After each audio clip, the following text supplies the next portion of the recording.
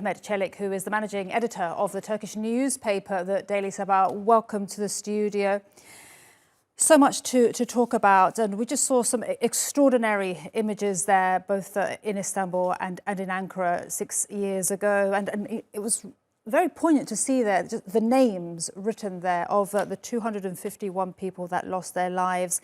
How was this day covered in Western media, and what do you think of Western media coverage? Maria, before moving ahead to answer your question, I would like to just add one point to what Hassan Abdullah said with regards to Parliament being bombed. Now, on that day, the aim, yes, of course, it was to overthrow the democratically elected President Erdogan and his government. But I think there is one small detail that many do not see and do not mention very often. I think, and that's being the attack was not simply against President Erdogan and his government, but the attack was actually as a whole against Turkish democracy. The parliament was being bombed is not something that people see during military coups. The attack was not against just AK Party deputies, but everybody in the parliament was targeted. So the attack was on Turkish democracy, Turkish political stability, and Turkish future in a way. So the attack wasn't just aimed to change a government here, but to install a very dark future for the future generations in Turkey. And 251 people lost their lives defending that and defending their democracy, defending their future. So I just wanted to highlight that. A very important point you make there. And just on that, a 13-year-old was the youngest person injured, and the oldest was 80. Incredible. It wasn't just men going out to the street. It was men and women, young and old, children. I had seen some disabled individuals on the street.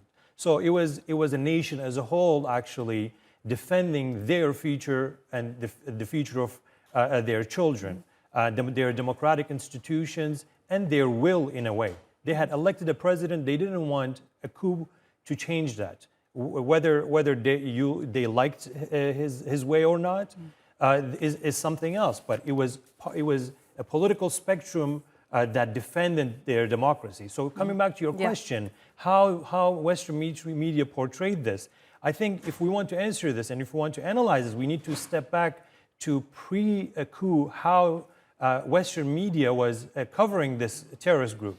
Now, the terrorist group was being portrayed as a very moderate a group that was focusing on dialogue, focusing on tolerance, and focusing mostly on educational activities. But they had not actually digged in deeper inside how this organization acts and how they infiltrated the government institutions, private and public institutions, banking, media, education, and also how they were able to hide themselves and disguise themselves in a way that people wouldn't know who is part of this group and who's not. Just to be clear, sorry to interrupt, Mehmet, the Western media had been covering FETÖ as a moderate terror organization. Is that what you're saying? Yes, they were covering that as a moderate group, but actually they weren't. How can a terrorist group be moderate? Yes, this is exactly what I was coming at now. Now, when the coup attempt happened, many from the Western media, through their bias against Turkey, portrayed this terrorist group as a moderate religious group. They are not, of course, if they were to look into their past 40 years' activities, how they had established themselves, their narratives, their political organizational agenda, they would know that this is something that was coming, because this is the aim of a terrorist organization. It can't be a moderate group acting as this, right? So, but after this happened, now July 15 happened, and now the government is, of course, taking steps as a state, that the state is taking steps to eliminate these members of this group from its institutions. They said that this group is now being targeted. This is a moderate group because of their bias against Turkey, against President Erdogan, and against Turkish democracy, actually. I would push it further to that, because I am not sure if democracy, is something that is the aim here. I think it's been instrumentalized to serve in a way to their bias, to their agenda in a country that they operate in.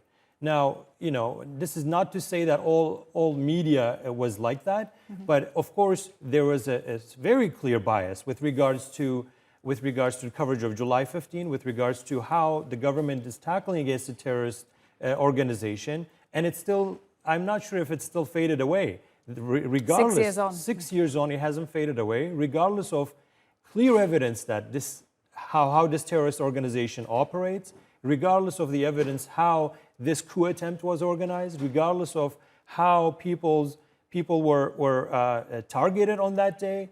Now, yes, there's media coverage that balances their stories, but overall, if we look at Western media, European media, American media, we cannot say that there is a justice being done on the sake of journalism, and also when it comes to democratic institutions and democratic freedoms with regards to what Turkish people decided to elect as their government and how a terrorist organization was attacking. Now, on that day, many were covering this coup attempt being unfolded. We could say that they were, normally you would expect that any coup should be someone should stand against it. But even if some of them were not able to clearly state that they were supporting the coup being successful, they were in between lines. We could see, unfortunately, their lines supporting a coup attempt. And this is not something that should be coming out of democratic institutions such as journalism. We will leave it there, Mehmet. So much more to speak about, but thank you so much for your analysis and time today. Mehmet Celik, Managing Editor of the Turkish newspaper, the Daily Sabah. Thank you so much.